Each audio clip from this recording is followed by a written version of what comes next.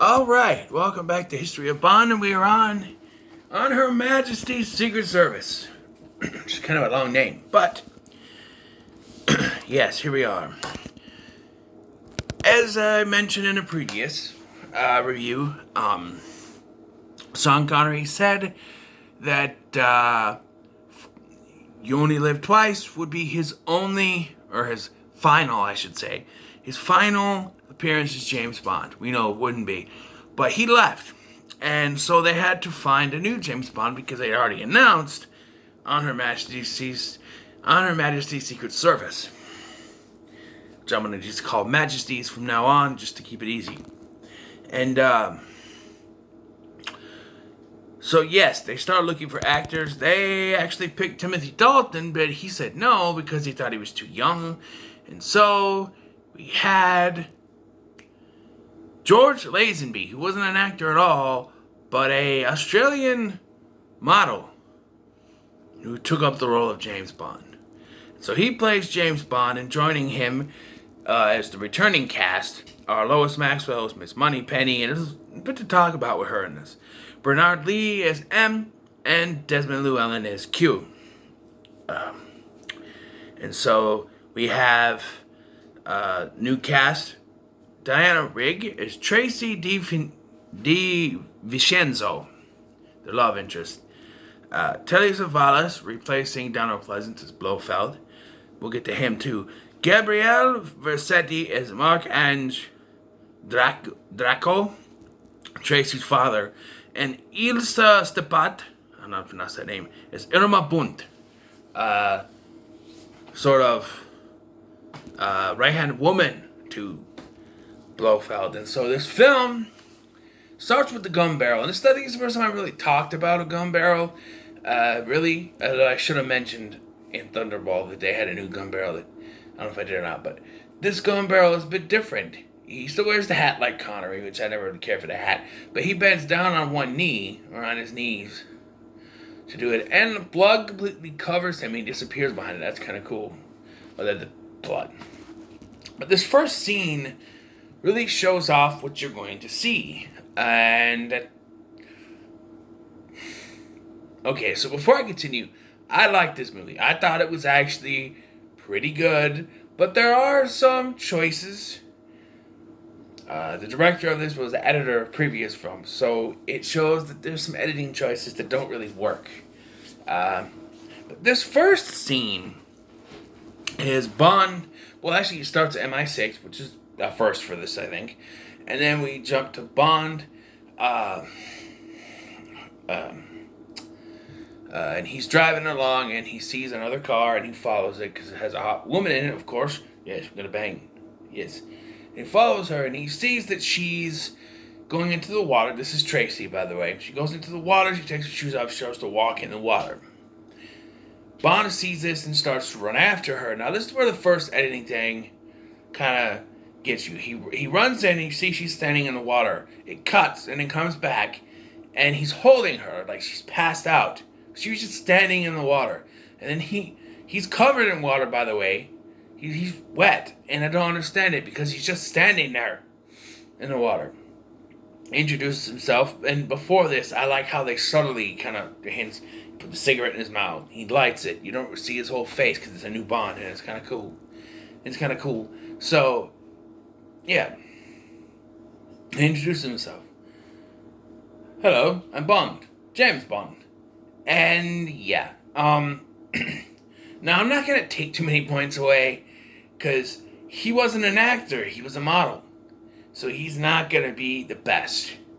So I took that to note going into this, that he probably wasn't going to be the best. And he's not.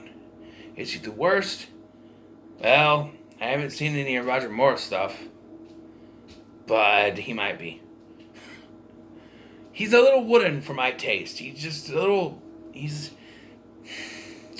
Remember back in my Dr. No review, I said that director Terrence Young helped Connery be suave.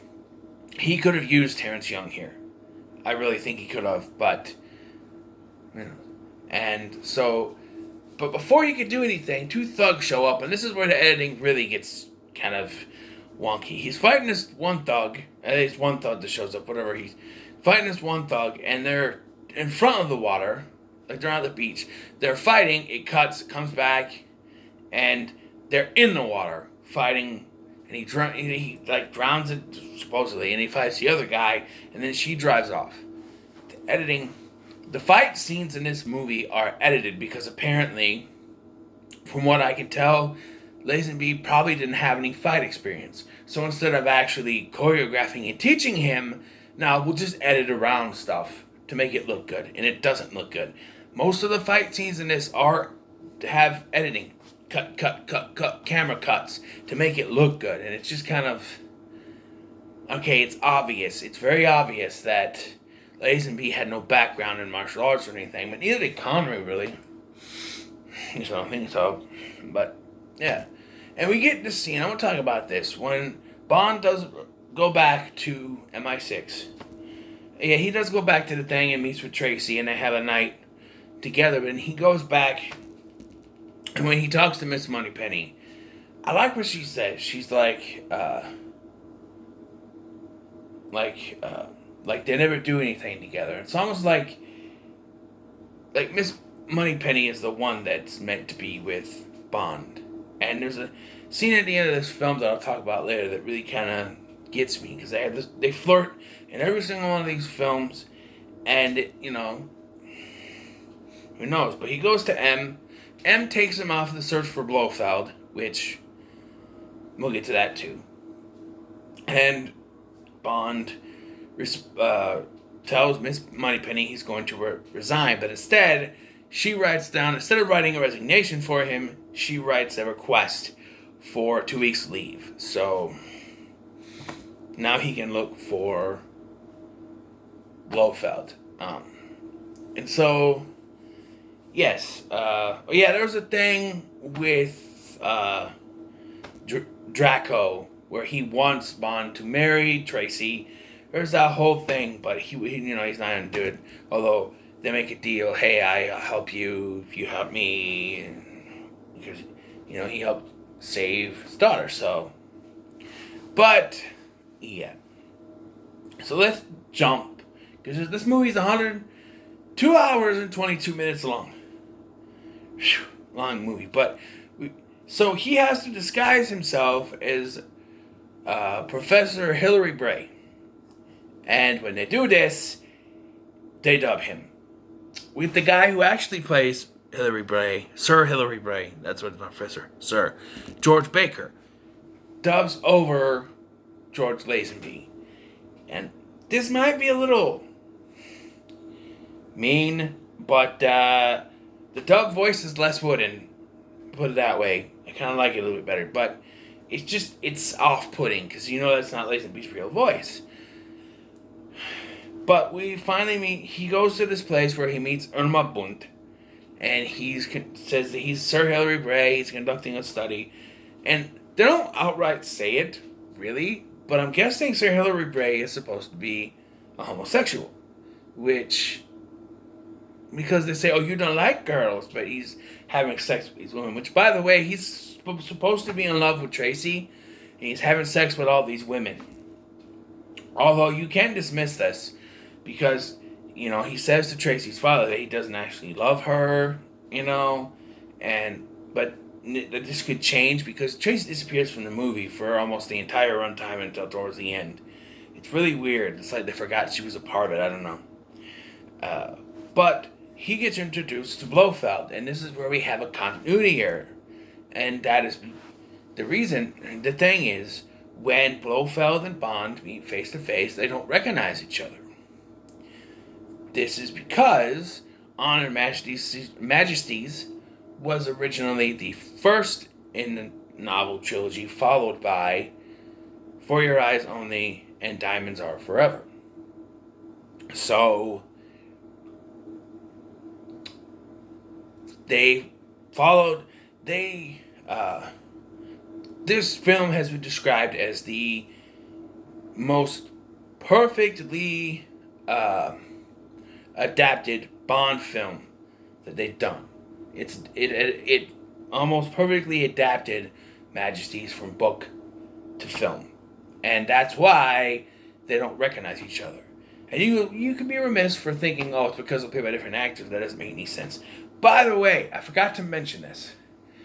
At the beginning of the film, I don't know why I forgot to mention this, but they do a fourth wall break. After he fights the bad guys and she runs away, Lazenby looks at the camera and he says, "This never happened to the other fellow." Why did they do that? It doesn't make any sense. He's supposed to be the same person. They even have a scene after this, when he's back at MI6, after he thought he's resigned, playing on all the gadgets that he's done from the previous films to show us the same guy. So why put that in? I don't know. There's another fourth wall break when he's brought to Draco, but it makes more sense. There's a janitor there whistling the gold finger theme. The gold finger theme.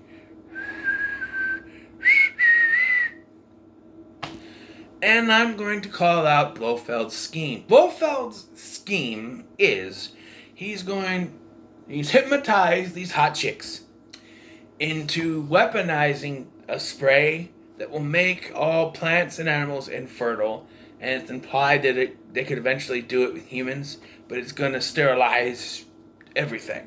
So there's no reproduction, there's no crops, there's no animal, no food, no beef. Stuff like that. Not a bad plan, but it just doesn't make any sense. Like, in the previous film, he was taking nukes for world domination. Yes, you could say this was supposed to happen first. Okay. But then, that just makes it weird. Can you go from nukes to infertilism, but then you go from infertilism to nukes? Where's the middle ground with that? And by the end of this film, doesn't feel like Bond's really even thwarted anything. Like he doesn't capture Blofeld. Blofeld gets away, and he doesn't really stop much. I mean, they could just continue with different girls. It just doesn't make any sense. But yeah, and during this, Bond and Tracy, they get reacquainted, and there's a little chase scene where they're in a car and stuff, and then there's a skiing scene where Blofeld actually gets involved in the chase scene on the skis. That's actually pretty cool. But the end of the film is actually the wedding of Tracy and Bond and Tracy. They get married, and this is where the scene of Miss Moneypenny, there's not really any words. When Bond goes to leave, he looks, and he sees Moneypenny, and she waves at him and kind of looks sad, and he tosses her his hat, because, that's the thing. When he walks in, he tosses the hat on the thing, smiles. And then you have Q kind of ruining, disrespect for the government property, 007. It's just like, that's a little funny, but... And then they drive off, and, someone makes fun of the flowers on their car, because it's a wedding thing. Oh, we do look like a flower shop. So he stops the car, gets out, takes it, and they're planning their life together, and then Blofeld and Irma Bund come in a car, firing gunshots, and Bond doesn't realize this till he gets in, but Tracy's been hit. And originally I thought, because it's in the front, but he did kind of turn around and shoot. I was just like, and it's a sad thing, but why the cop showing up? The cop shows up when a motorcycle stops, and he's holding her, and he looks up and he goes, "It's quite alright.